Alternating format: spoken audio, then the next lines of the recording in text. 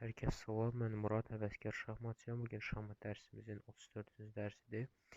Onu qeyd etmək istəyirəm ki, onlayn şahmat dərsləri keçirilir. Rus və Azərbaycan dillərində aşağıdakı nömrə ilə əlaqə saxlaya bilərsiniz. Bu günlərim deməli ingilis qambitini sizə göstərəcəm. Bu deməli ağlara tətbiq olunan bir tələdir. İngilis qambiti ağların D4, qaraların isə E5 gedişindən sonra başlayır. Burada əlbəttə ki, müdafiəsiz bir E5-də piyada görür ağlar və onu götürür. Biz isə başlayırıq hücuma. At C6 oynayırıq və ağlar da təbii ki, E5-dəki piyadalarını qorumağa çalışırlar.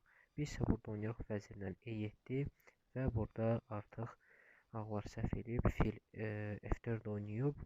Belə səhvə artıq yol verirlər. Yəni biz burada öz tələmizi tətbiq edə bilirik. Biz burada oynayırıq vəzir deməli B4. B4 oynaraqda biz burada həm şaha hücum edirik, həm də ki F4-dəki filin üzərinə. Ona görə qaralar, daha doğrusu ağlar məcbur olurlar fillə qorunsunlar, fil D2 oynasınlar. Biz isə burada götürürük deməli B2-dəki piyadanı. Götürdükdən sonra artıq biz burada vəzirin üzərinə hücum edirik. Ona görə də ağlar burada oynayırlar fil C3 ki, vəziri oradan deməli B2 xanasından qovsunlar, həm də ki öz toplarını A1-dəki topunu qorusunlar. Biz isə burada oynayırıq fil B4. Fil B4 oynadıqda artıq görürük ki, C3-dəki fil, ağların C3-dəki fili bağlamaya düşür və bizim vəziri vura bilmir. Vura bilmədiyi üçün burada ağlar D2 oynayıb, vəzir D2 oynayıb. Deməli bu fili qorumağa çalışırlar, öz fillərini qorumağa çalışırlar. Biz isə burada vururuq. Fili vurduqdan sonra deməli ağlar da o fili götürür, C3-dəki fili götürür və biz isə buradan C1-dən mat qoyuruq.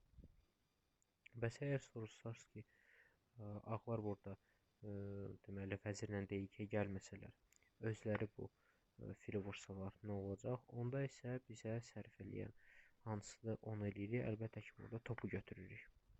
Topu götürürük və burada görürük ki, bizdə material üstünlüyü olur. Bizdə 2 top, rəqibdə isə 1 top olur.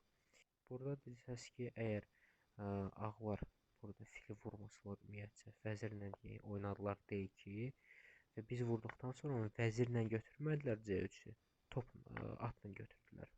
Atla götürsələr, biz burada yenə də A1-dəki topu götürürük və bizim 2 topumuz olur.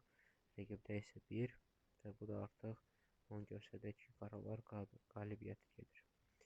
Bu dərsdə bu qədər. Sağ olun, gəlin dərslərə görüşənədək.